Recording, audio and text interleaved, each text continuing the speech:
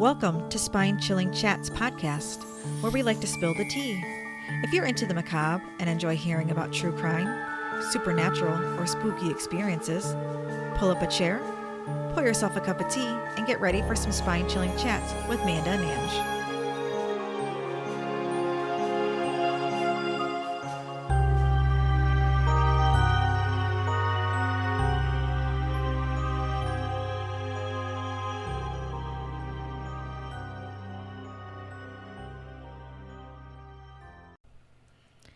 Hey to all the spooks out there, I'm Ange. And I'm Manda. If this is your first time joining us, welcome. Hi. Don't worry, we only bite on full moons.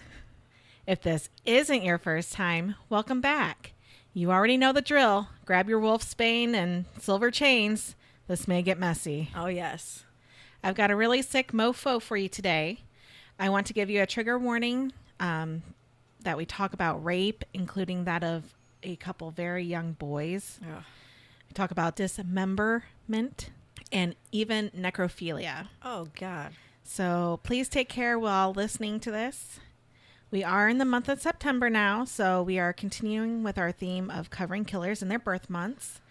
Today we're covering the trash bag killer, Patrick Wayne Kearney. So let's get to it. I'm ready. I mean, I'm not ready, but I'm ready. Patrick Wayne Kearney was born on September 24th in 1939 in East Los Angeles to George and Eunice Kearney. Ooh, I like that name. Eunice? Eunice. I don't like how it looks. I don't mind how it sounds, but Why? the EU, I don't like Eugene. I don't like how that looks when it's written out. You know who else is named Eunice? Who? Courage the Cowardly Dog's owner. Oh. Her name is Eunice. Okay. Yeah. I haven't seen that in forever. I know, me either. He was born into a middle-class family and had two younger brothers. His brother Michael was born when Patrick was 4, and his brother Chester when he was 5. Okay. So they're all pretty close in age there. He was kind of sickly as a child, being thin and frail and prone to illness. He left him as an easy target for school bullies, yeah. Assholes. See, and I was the opposite. I was chunky, so I got made of that way. I don't think I was ever bullied. No, because you were the popular kid, weren't you? Yeah. Kind of, yeah. Mm-hmm. I hung out with everybody, not just the popular kids. Like, I hung out with the nerds and the grunge and all them people, too. Sure you did. I did. One of my really good friends, I'm not even going to say it. Okay. She was a big girl. Mm-hmm. Like, big. And, like, I hung out with everybody. And people would not make fun of her. I'm glad, because I would have got mad. Anyway, so he was often beat up or called queer, even if he showed any interest in girls. So that's fucked up. How are you going to call somebody queer even though he likes girls? He ends up not liking girls. So I don't know if maybe he just hit it and or thought that he hit it, but didn't. Okay. If you thought his parents would be extra loving to him because of him constantly being picked on at school, you would be wrong. Although Patrick would later say that his mother was caring, his father, George, who was a police officer for the Los Angeles Police Department, was much more rigid and the main disciplinarian in the home. After handling crime all day in a rough neighborhood, he would treat Patrick differently since he was a weakling, not into sports or other quote, boy activities. His father didn't seem very interested in raising a family, and his attention strayed away from Patrick a lot until his younger brother Michael came around. All of his father's attention then went into Michael, since he was into sports and things a boy stereotypically should like. Oh, that's stupid. When Patrick was 8 years old, he began to think about killing things. 8 years old? That's very young, yeah. Holy cow. His father moved the family to Reseda, California, when Patrick was 11. Unfortunately, he was bullied at this school, too. At 13, his father taught him how to kill pigs by shooting them behind the left ear, which he later used to kill animals in secret. Oh my gosh. So his, father's trying to teach him some Boyish boyish manly thing, stuff. yeah, how to use a gun, and But he couldn't teach him how to throw a baseball or a football or just build something, like fucking build something. yeah, You got to show him how to shoot. maybe he tried all that before. Maybe. And it's good for them to know how to shoot. I mean, we taught Ezra how to shoot at a young age, but he didn't go out killing animals. My dad tried to teach me how to shoot, and I would anticipate the loud sound and the kickback, and I would shut my eyes, which isn't good when you're pointing a gun. No. So I ended up shooting the ground a lot. And I just, Yeah. it's not for me. you. No. Ezra actually shot a AR-15. Right? Yeah. And the target that you hit the target and it spins, he shot it and it fucking broke. Oh. I was like, okay, well, like you hit it so on point that it fucking broke. Wow. Yeah, he just told me that the other day. I didn't remember him doing that. Now I do. Because we were at his grandpa's house shooting guns. We always went out there and shot guns. Yeah. We shot all different kinds of guns. Like some from the like Civil War and Oh, really? World Wars, whatever. Because his dad was in Vietnam, I think. He was in one of the wars, or Desert Storm, something like that. So yeah. Okay.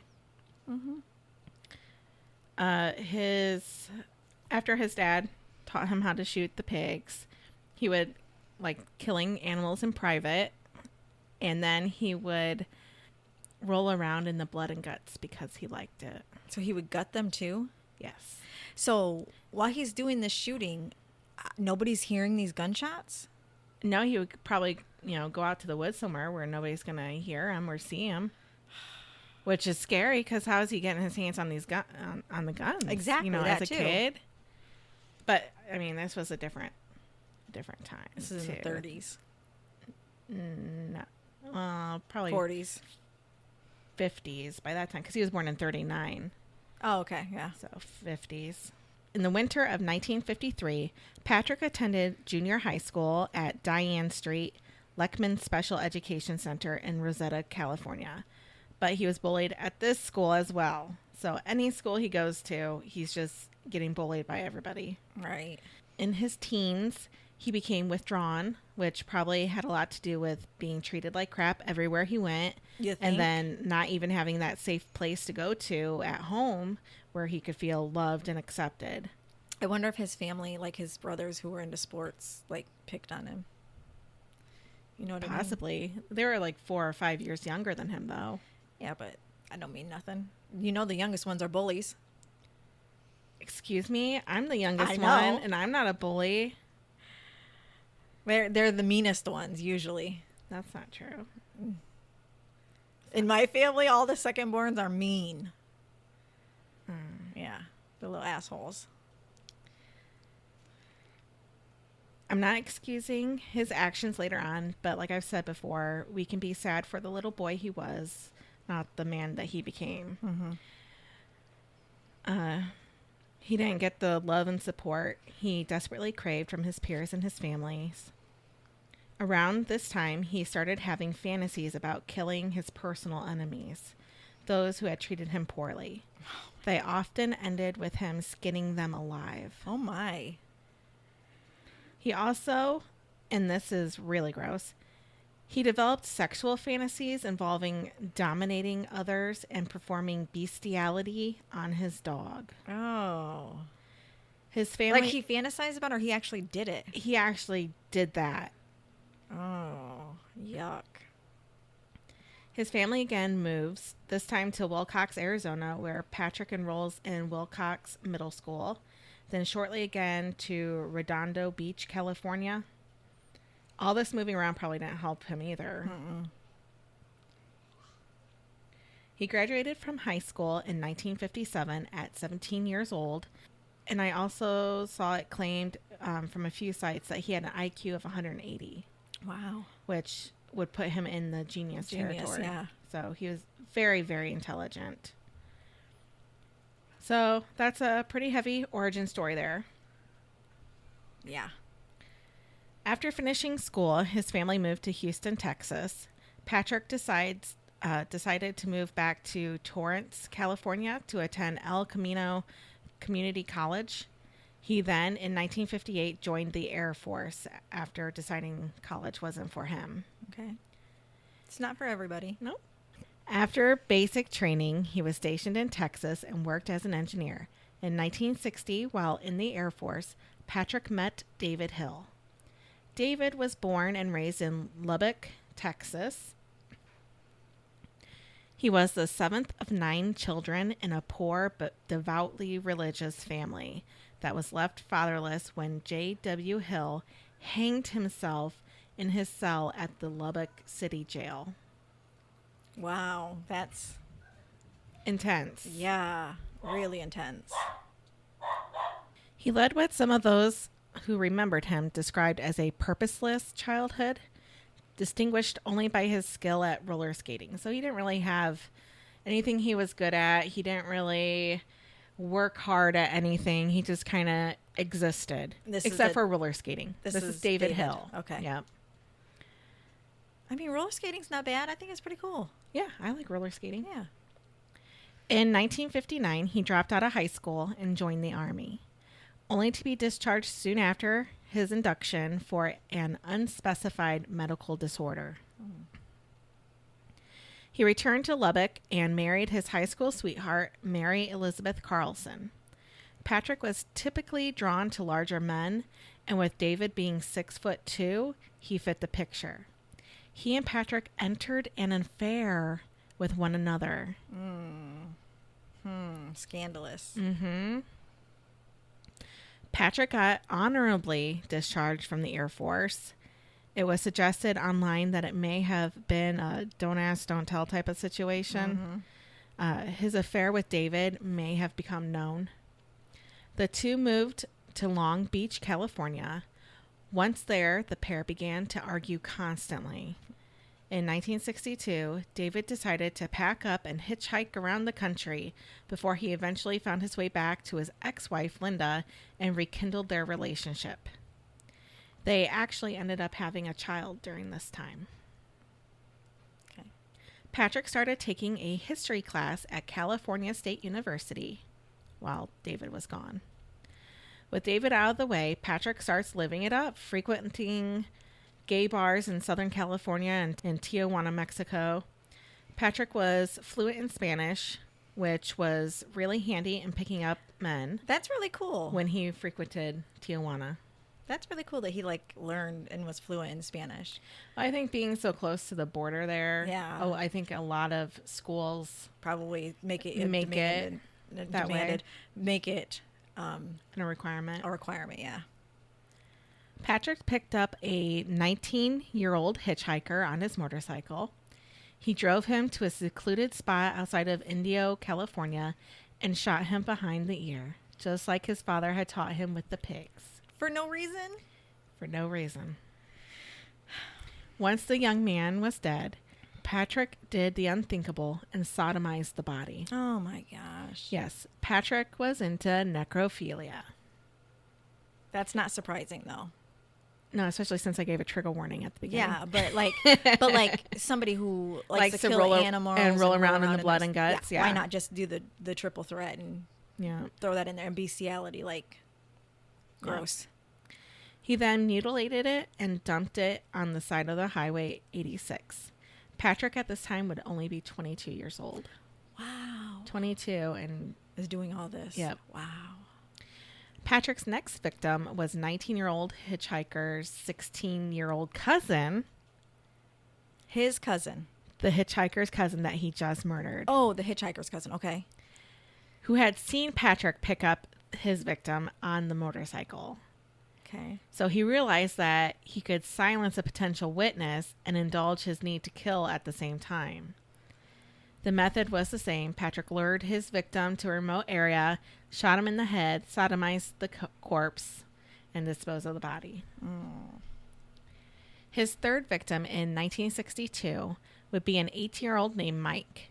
He's establishing his MO at this time by luring his victim, shooting him in the head, sodomizing the body, then mutilating it before disposing of it on the side of the highway.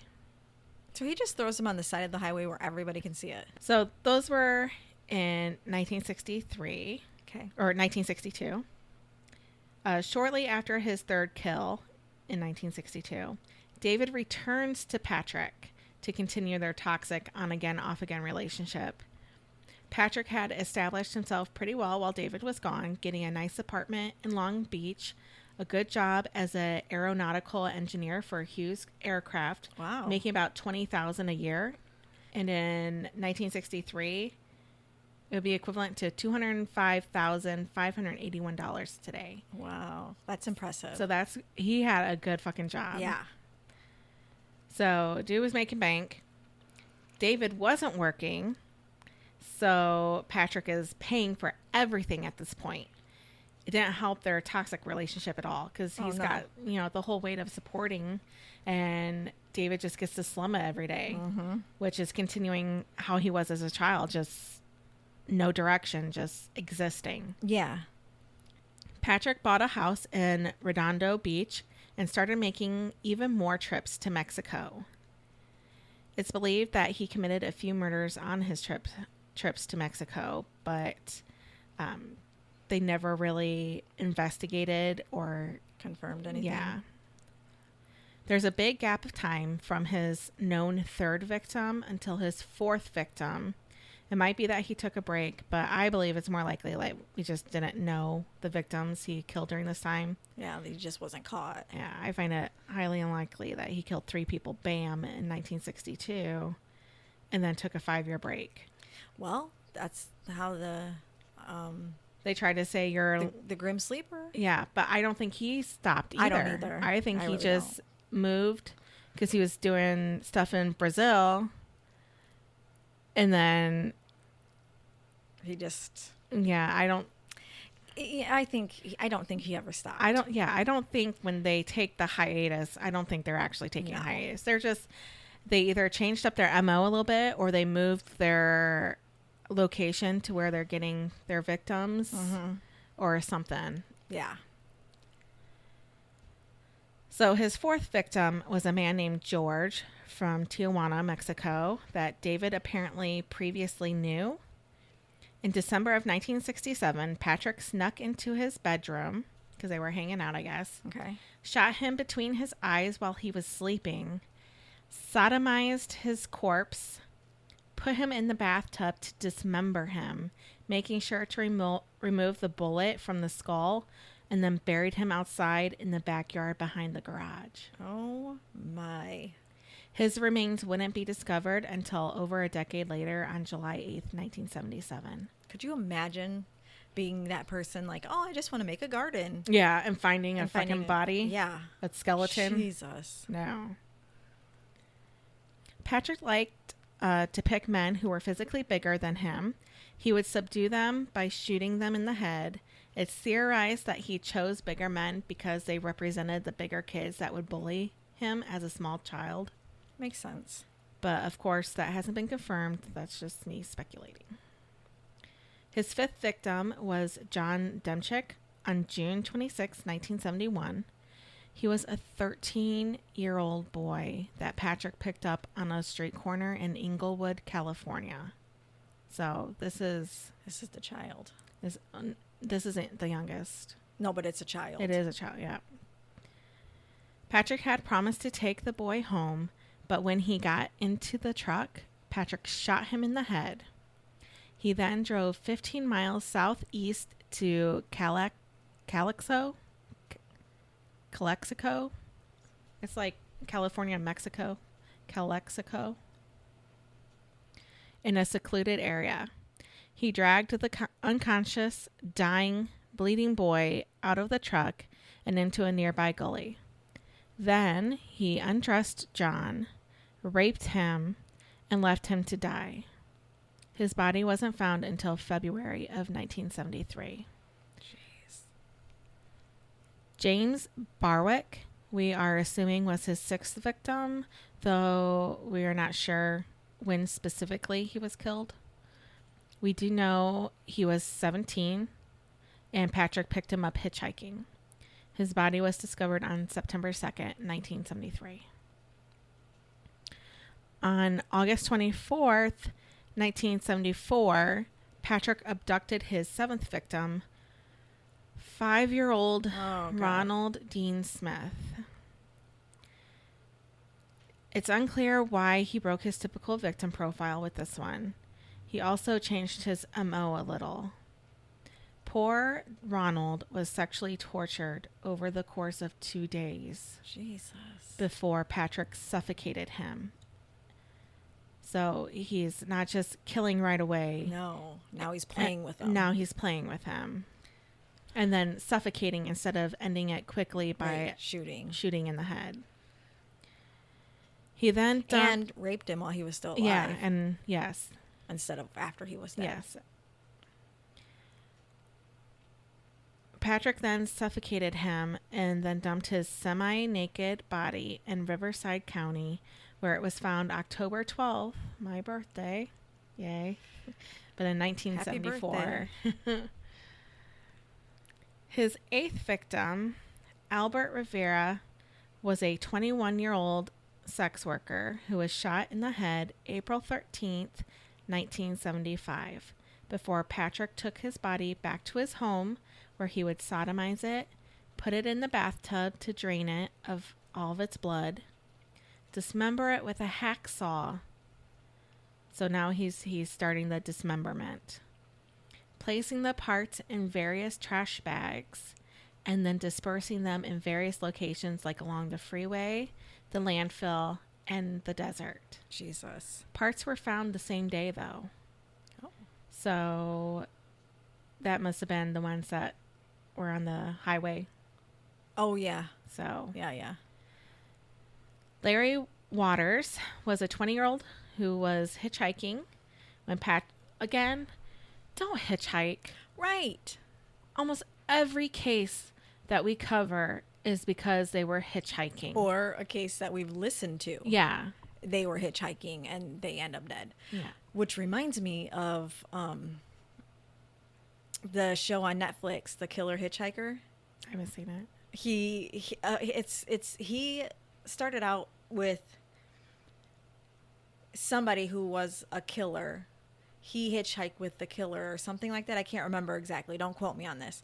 But then he became the killer because people tried to attack him or something. So he was like the killer hitchhiker. He's like this hippie with like dread hair and like this bandana he wears. Like he's like, oh yeah, man. Like I was like, man, you know, like. Sounds like Cheech and Chong. Yeah. So like you have to watch it because it's crazy.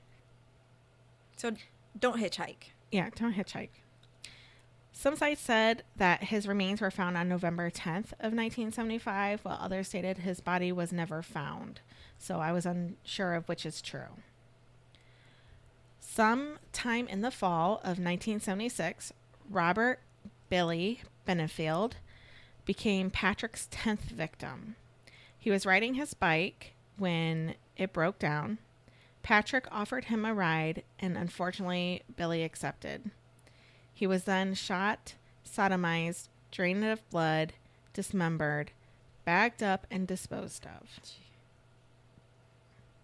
His 11th victim, Kenneth Buchanan, was a 17-year-old boy that was picked up on the side of the road March 1st, 1976. He was shot in the back of his head, sodomized, then shot 3 more times before being left on the side of the road.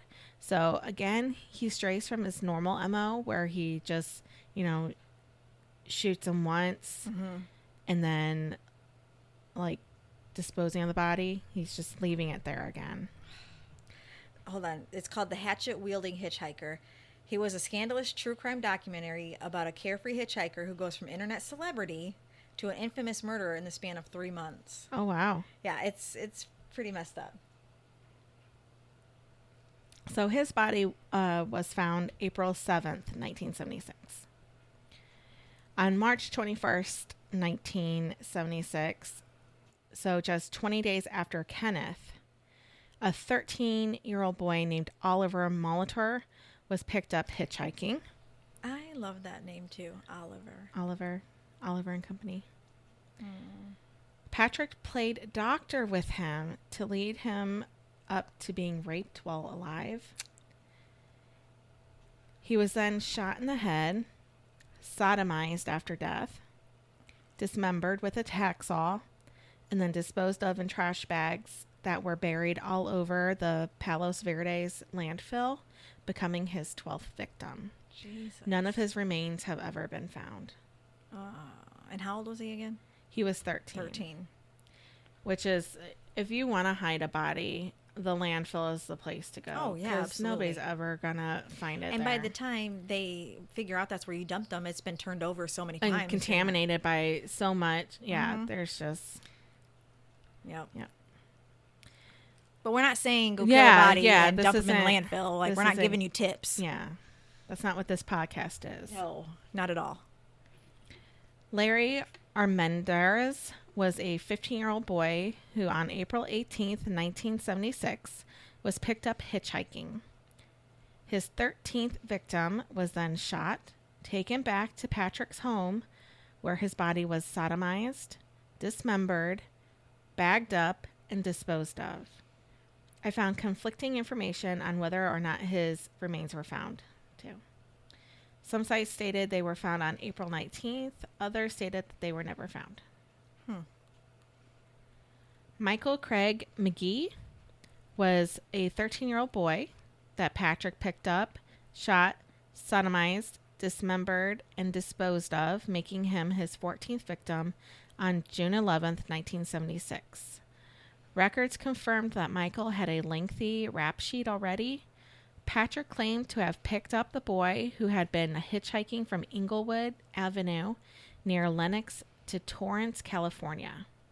According to the police, Patrick befriended the boy and invited him to attend a camping trip to Lake Elsinore over the course of a weekend. Patrick claimed to have perceived Michael as a potential threat and shot him without warning after Michael bragged of his petty crimes and asked about the presence and location of burglar alarms in Patrick's home. Did he feel threatened? Apparently, that's what he said. He was a potential threat. Oh, yeah, you did say that. Later, when interviewed by detectives, Patrick implied that he had destroyed the remains, stating, "I disposed of the body. You aren't going to find him." His remains, indeed, were never found. And he didn't say where they were? No.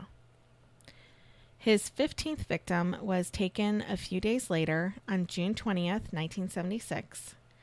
John Woods, who went by Woody, was a 23-year-old man. Patrick, I don't know why, but it just doesn't seem as horrible when they're in their 20s versus when they're like 13. Yeah.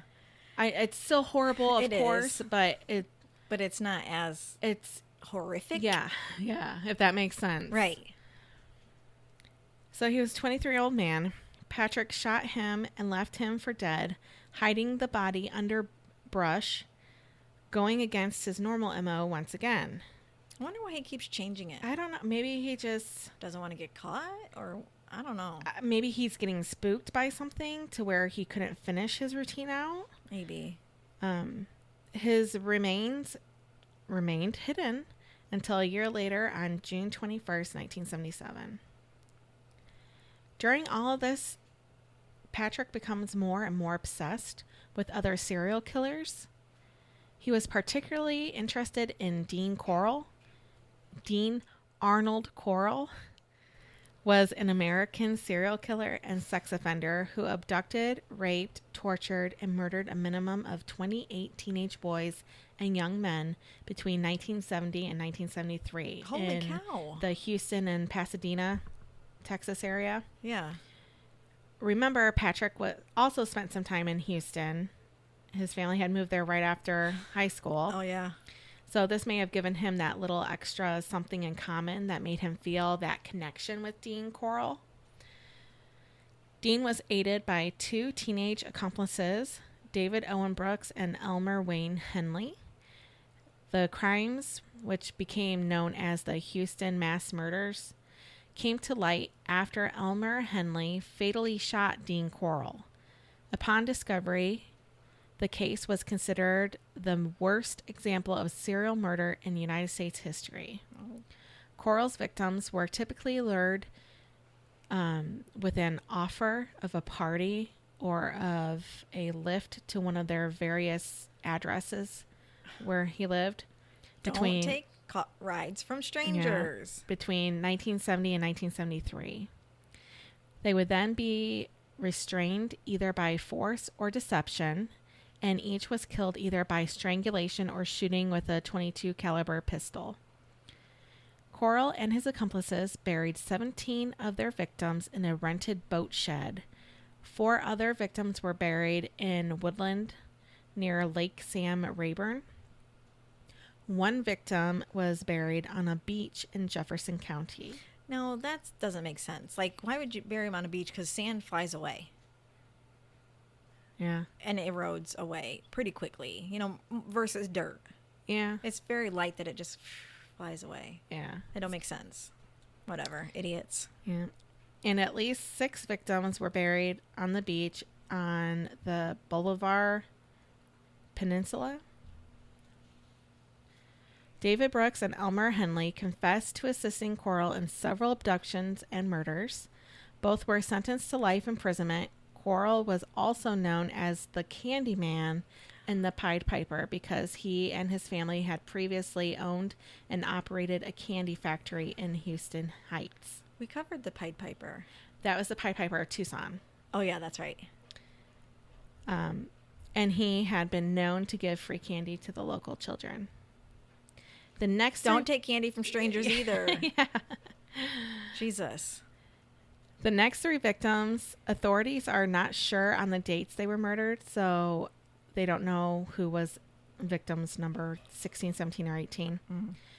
One of the victims was 17-year-old Larry Espy. Patrick followed his normal MO with this one by shooting, sodomizing, dismembering, and then disposing of the remains, which were found August 23rd, 1976.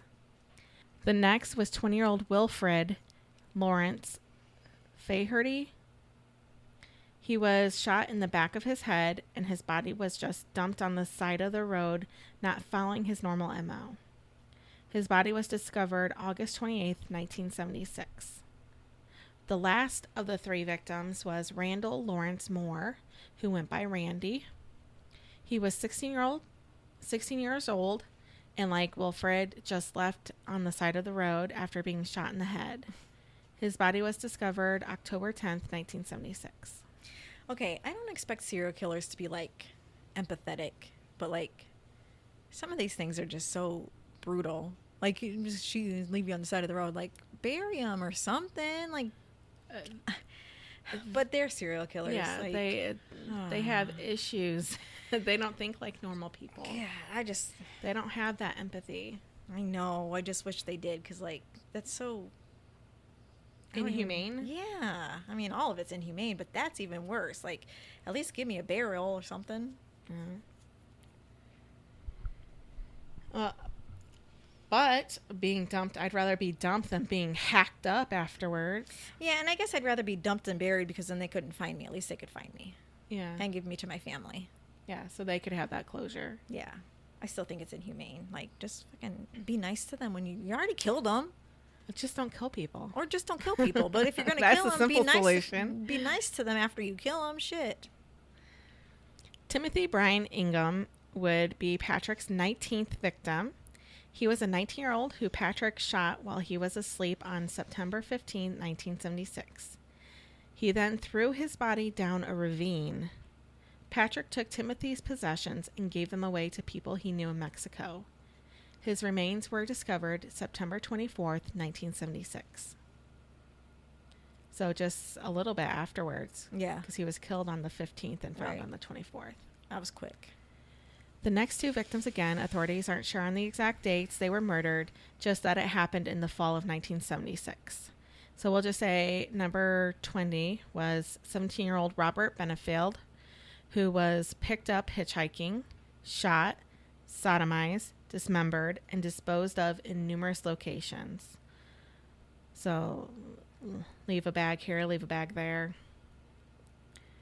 All I could find was that his remains were found in the fall of 1976 as well. So I tried to see if I could find anything else, but victim number 21 was David Allen, a 27-year-old Patrick just shot in the head and left on the side of the road. His body was discovered on October 9th, 1976. Again, I'm wondering if he gets spooked. Like maybe somebody drove by or something like that. Yeah, and he just... because, like, why change your MO so much? Yeah, like just... And so many times. Get rid of the body really quick. Yeah. Like, most serial killers, they stick to Well, yeah, their because they don't plan. They need that routine to feel... They pick the same person, the same... Yeah, to feel that completion. Way to kill them. Because without that completion, they... feel weird. Yeah. I have that. Like, if I don't finish something, or if I don't know how to describe it. If I don't finish something, I feel weird. Like, it gives me this weird, eerie feeling. Like, I have to finish it, or else I'll feel weird for the rest of the day. It's called OCD, love. I know I have OCD. I was diagnosed with OCD. But, like, it's weird. I know that feeling. Like, I have to complete it. Or if I touch something and I don't touch something else, I feel weird. Like, I'm just like, ugh. Like, Gives you the ick. Yeah. His next victim was 20-year-old Mark Andrew Ork, who was shot on October 5th, 1976, and was discovered the next day on October 6th. That was quick. Yeah.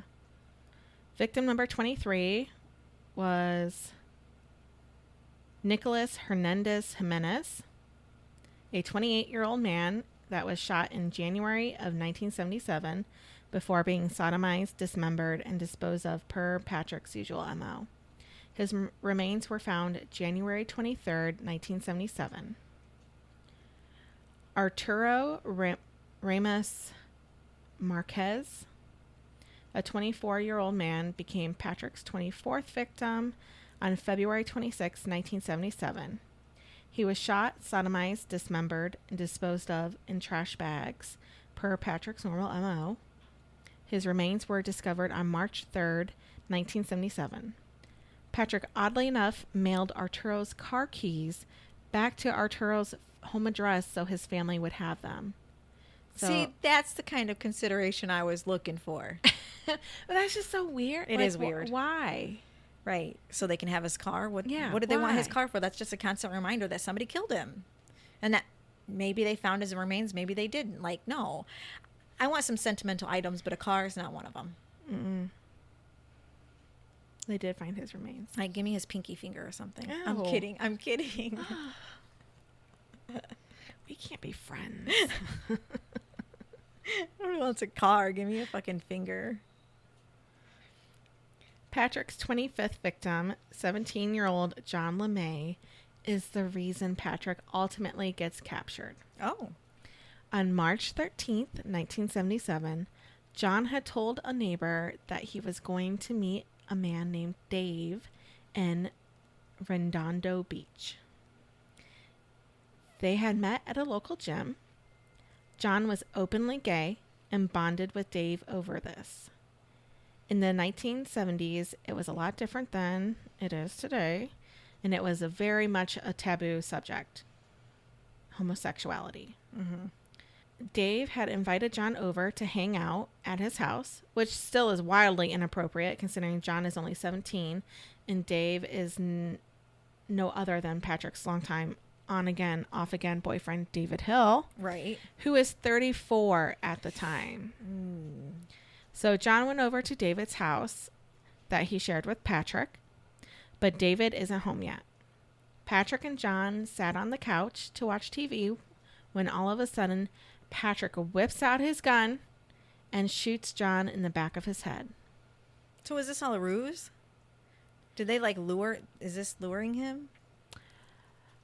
We'll get to David's involvement a little later. All right. Patrick sodomized John's lifeless body, puts him in the bathtub to drain all of the blood from his body like he had done a few other times before, and dismembered him. Patrick put John's severed parts into 5 industrial trash bags, tied them up using a nylon filament tape, and placed the bags in the desert. 2 bags were discarded on the ground, and 3 others were stuffed into a nearby 80-gallon oil drum.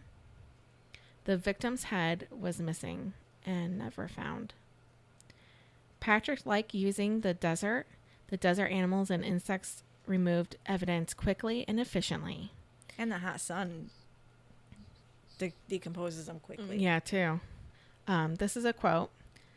"Things disappear very rapidly in the desert," Patrick told investigators. "You can put a small animal on an anthill and it disappears right in front of your eyes." Wow. Yeah. So John's mother, Patricia, knew something was wrong when John didn't come home. John's friend told her she should reach out to a friend of John's named Dave. Patricia had never heard John talk about his friend Dave before. Being openly gay, Patricia felt like the police wouldn't investigate John's disappearance as thoroughly as they should.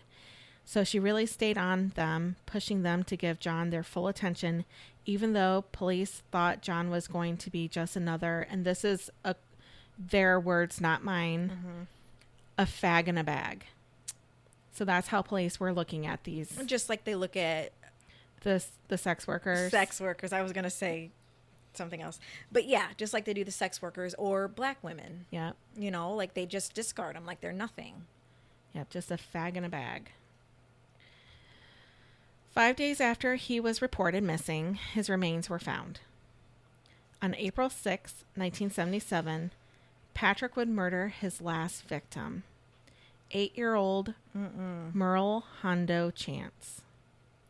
While supposedly riding his bicycle near Patrick's place of work, Patrick claimed to have smothered the boy, taken his body home overnight, and later disposed of the remains in the Angeles National Forest off Angeles Crest Highway. So that's the second young one that he smothered. He smothered the first young one, too. Yeah. And then he smothered this one. Mm-hmm. I wonder so why. When it's the young ones, he doesn't shoot them. I don't know. That's weird. That highway was approximately 11 miles north of Altadena. Hondo's decomposed remains were discovered on May 26, 1977. Patricia LeMay tells the investigators about John's friend Dave, which leads them to David Hill, which in turn leads them to Patrick Kearney. David and Patrick try to appear helpful and concerned over the disappearance of John, but the police aren't fooled. They take fiber samples from the carpet at their home to compare to the fibers they found stuck to the tape used to tie the trash bags holding John's remains shut. Good. The fibers are a match. The police go back to the home asking for pubic hair samples of both David and Patrick, along with samples of their dog's fur. They agree to the samples, but know that their time is about up. So they pack up quickly and leave their home in California to head to El Paso, Texas, before the police returned for the 3rd time with a warrant. Patrick wrote his grandmother asking her to please sell his home and pay his bills as he won't be back for a long time. Why are you worried about selling your house and paying your bills? Right. When you're going to prison. When you're on the run for murder. Don't make no sense. I mean, he wanted to keep his credit good. I know, apparently. Shoot. He also mailed a letter of resignation to his job. Oh my God. Along with his security badge for work. So again, that's like sending back the keys. He's sending in his ID badge. Why? Right. Like, what's the point? Like, what's the point? You're obviously they're going to deactivate deactivate it. Yeah. Like, And obviously they know that you're not coming back because you were arrested for murder. Well, he hasn't been arrested yet. But He's on the run. When they find out. Yeah. During their search, they discovered a hacksaw with dried blood in the corners, residual blood not visible to the naked eye in the bathroom, and the same type of nylon filament tape used to seal the bags in which LeMay had been found. A further search of Kearney's office at work revealed the exact same type of industrial trash bag that the body parts were found in. Police had now linked them to a minimum of 20 murders. Good. After talking to David's family and seeing wanted posters were printed and sent to police stations all over the West Coast, they realized that an arrest was inevitable. So Patrick and David handed themselves in Good. on July 1st, 1977 at the Riverside County Sheriff's Office. According to Patrick, in a series of letters, confessions, and conversations with the police, the killing began much earlier in the mid-60s in Tijuana and San Diego. He led them to the site where he had buried one of his first victims, known only as George. Behind his and David's Culver City apartment, the victim was killed around Christmas 1968. The police dug up where Kearney indicated and came up with a skeleton with a single bullet hole in his skull.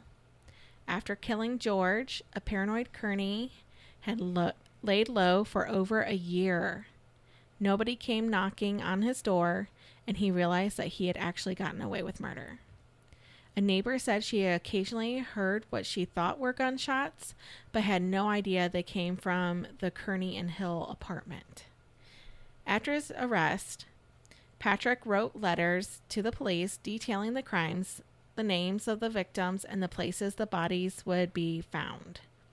An 18th count of murder was filed the same day that the 13th Hillside Strangler victim was found. Patrick made a full confession of his crimes, initially admitting to a total of 28 murders and subsequently to 7 more. In order to avoid the death penalty, he agreed to plead guilty. He was charged with 21 counts of murder and as agreed, he pleaded guilty and was given 21 life sentences. Police are certain that he was responsible for the other 7 murders he admitted to, but they lacked the physical evidence to charge him. I mean, 21 is enough. I mean, it's not enough, but enough to get him where he's never going to be released. Never going to be released. Yeah. But it's sad because the other families probably wanted or needed that closure as well. Patrick took full blame of everything, stating that David was unaware of anything he was doing. After hearing 3 hours of evidence, the Riverside County grand jury refused to indict David Hill. Public defender Malcolm McMillan spirited him out of jail under a cloak of secrecy to protect him from reporters and photographers. David fled California and returned to Lubbock. Riverside District Attorney Byron Morton said the evidence against Mr. Hill was weak, adding that much of the information unearthed by Riverside investigators tended to exonerate David.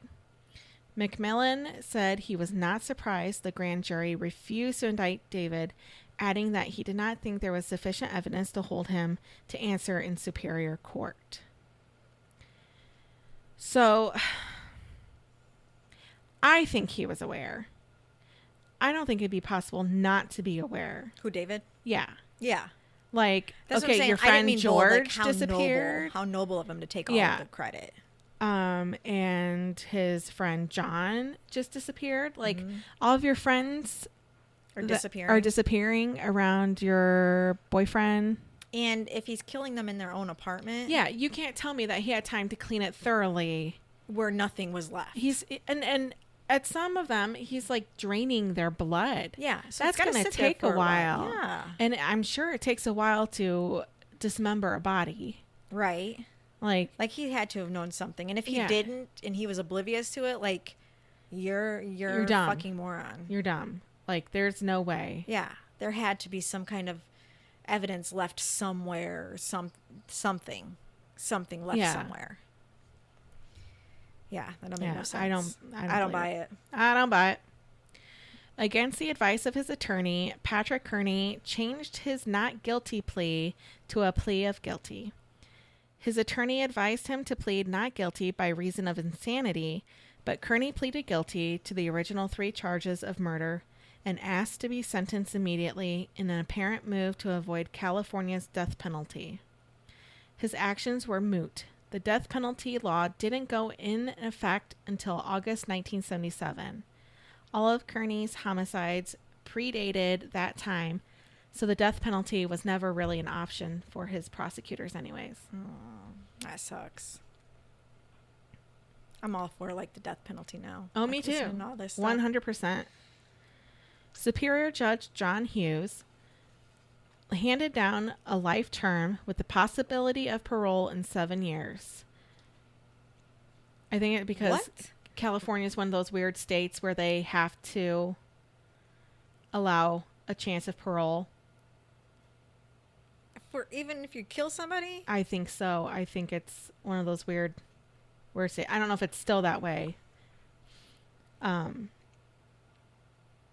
Judge Breckenridge said, "This defendant has certainly perpetrated a series of ghastly and grisly crimes. I can only hope the Community Release Board will never release Mr. Kearney. He appears to be an insult to humanity."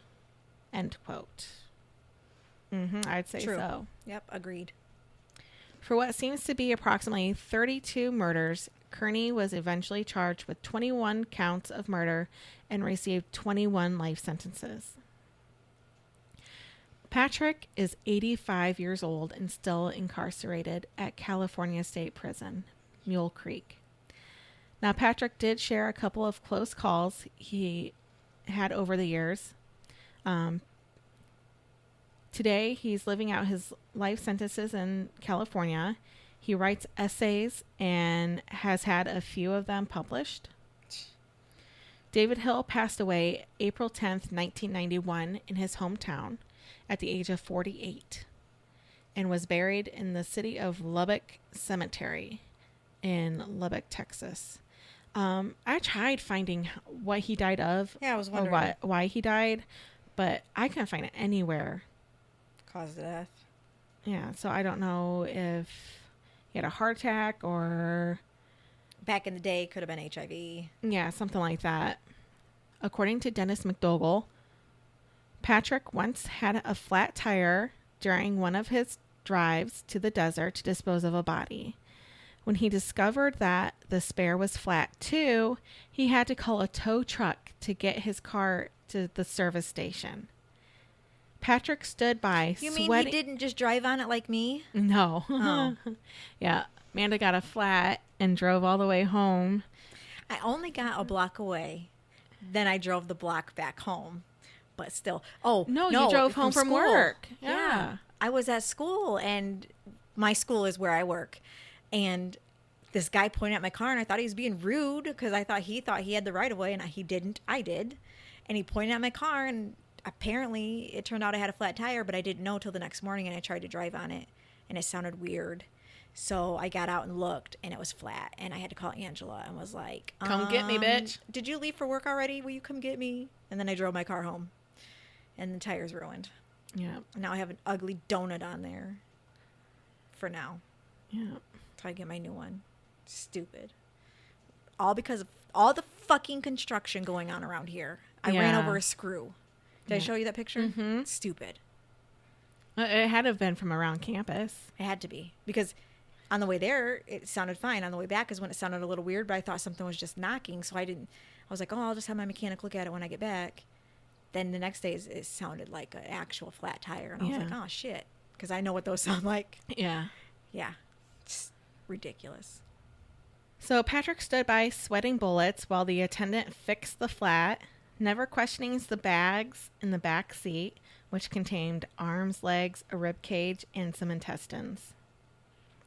Another time, he locked his keys in the car while inspecting possible dump sites.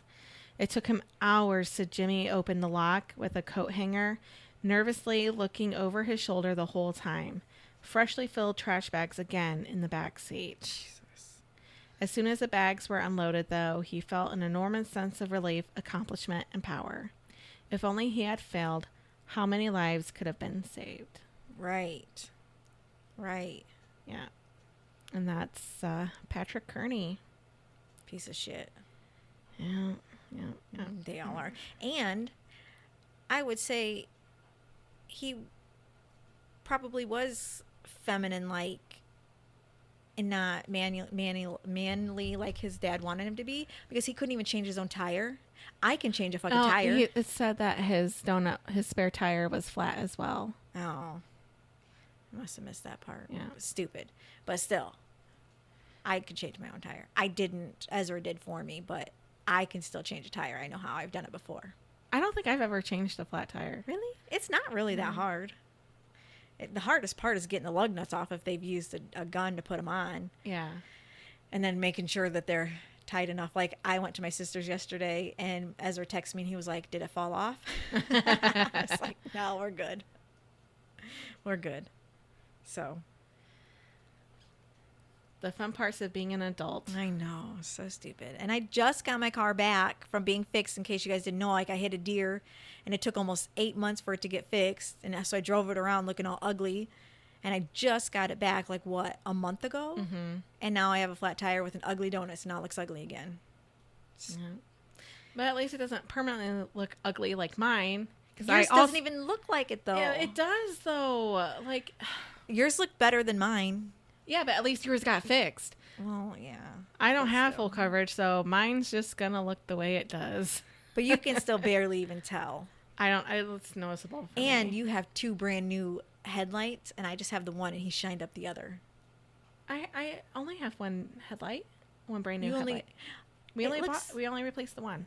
It looks like they both look brand new. No, my headlights just looked good already. Oh, look at you. Yeah. Mine didn't, apparently. Which, by the way, if you ever need to replace an actual like headlight, don't order it through the dealership or whatever, because Amanda, yours was what, $700 you said? It's 800. $800. We got my replacement one off Amazon for $40. But I looked on Amazon, and mine are still $200-300 on Amazon. That's still a lot cheaper than It is, $800. but I didn't pay for it because the insurance paid for it. Yeah. So I'd have to pay for this one. Yeah. So that's something that's going to have to just wait, Yeah. you know, till we get big and rich from this podcast. Yeah. I'm just kidding, guys. We like doing this podcast. We really do. I do. Yeah. I do. I enjoy it. It's fun.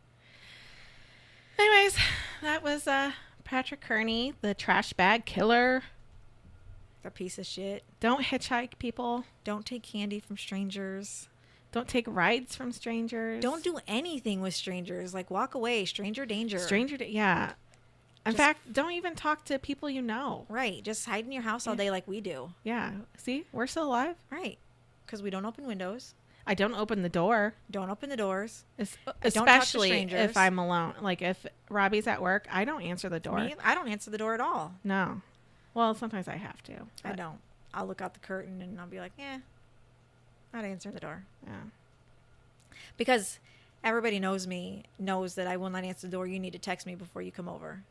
You answered the door for me when I brought you cake pops. Yeah, I did. You did. I did. Yeah, but were you at the front door? Yeah, I went to the front door too. Yeah, and I know I don't ever answer that door. Never. I did answer. But I think it's every once in a while, like I'll think it's the kids doing their fundraisers about that time. So I'll answer, but I normally don't ever. I just sit on my couch holding my breath like they can hear me breathe or something. Which my daughter starts school not this Wednesday, but the next Wednesday. So if she has fundraisers, I don't know if they start that in preschool. Tattoo Amanda is going to have to buy some shit. Yes, I will. I'll get it from my niece and nephews. I'll get it from her. She's like my niece. I'll get it. But yeah. Anyway, that's our story. Yep. We're sticking to it. True story. So if you have any stories, ghostly or scary, or any suggestions of topics to cover, any alien encounters, anything really, if you want to just say hey, right, send us an email at spinechillingchatspodcast@gmail.com. You can also look at our website at www.spine-chillingchatspodcast.com.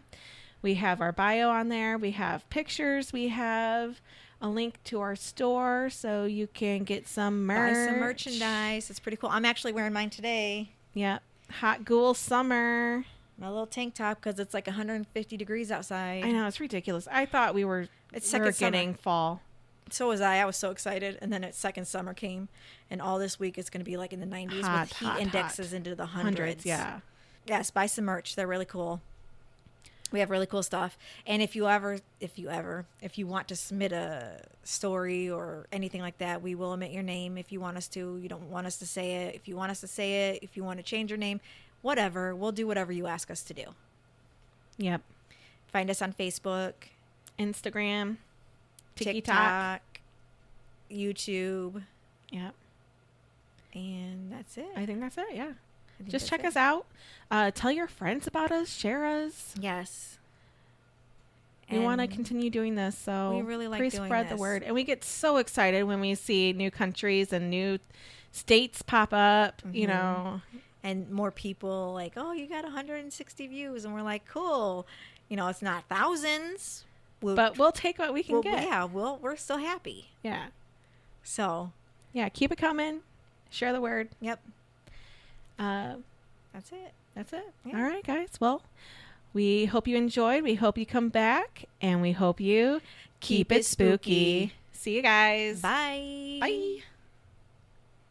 Thanks for joining us on Spine Chilling Chats, your go-to podcast for all things murder, paranormal, and macabre.